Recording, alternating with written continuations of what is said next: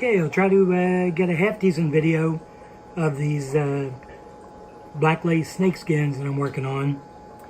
This is one of the nicer males. I have a few pair in this tank. This is the third generation of them.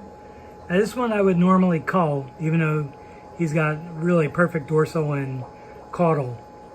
But I think I see a little bit of reddish in the edges of the tail.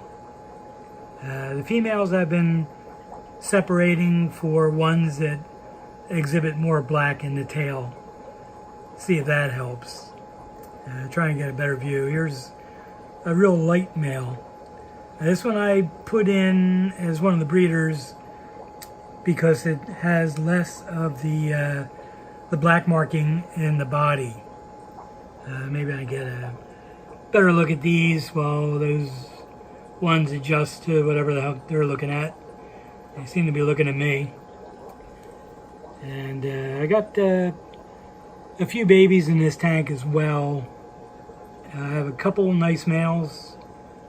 This one on the right there has a little bit too much of a black marking in the body, as does this one down here.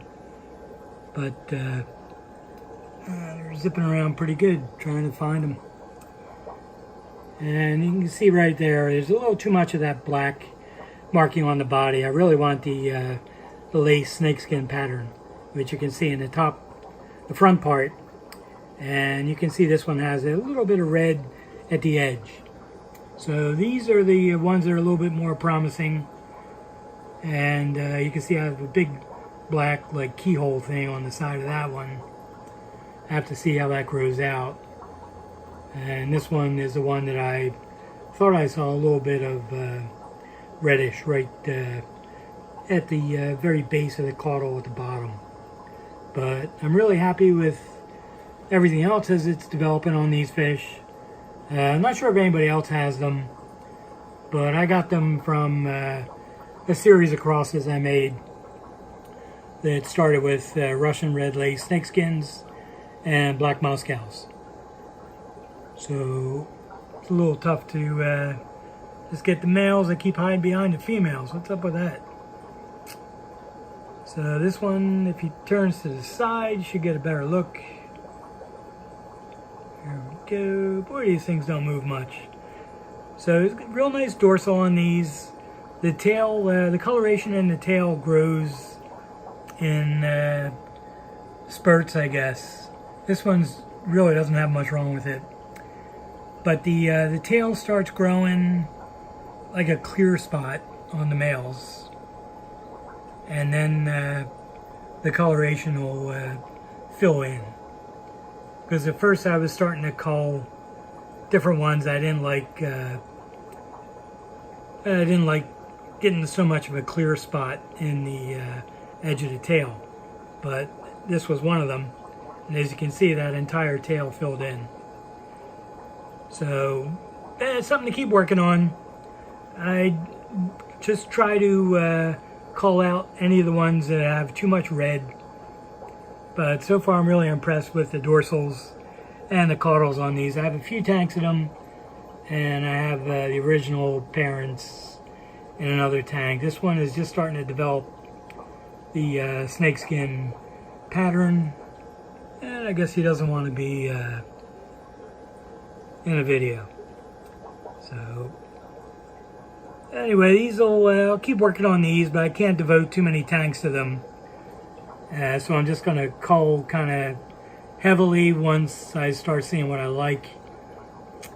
And then I'll just I'll try to keep this down to a 3-tank operation, because I really don't have enough extra tank space.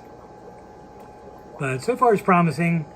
If I get a bunch more males, I can start selling some on most likely put them on Aquabid, unless someday I get motivated and start up a website, which doesn't seem to be happening.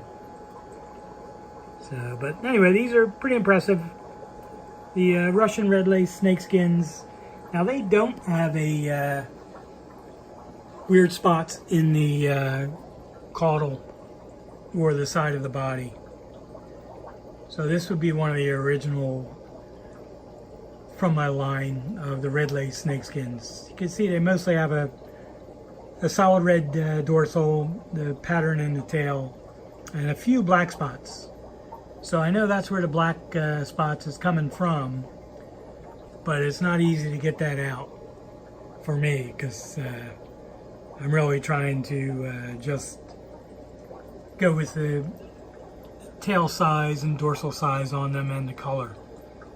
So at some point in the future, I'll start to cull to try to get this spot out of the body.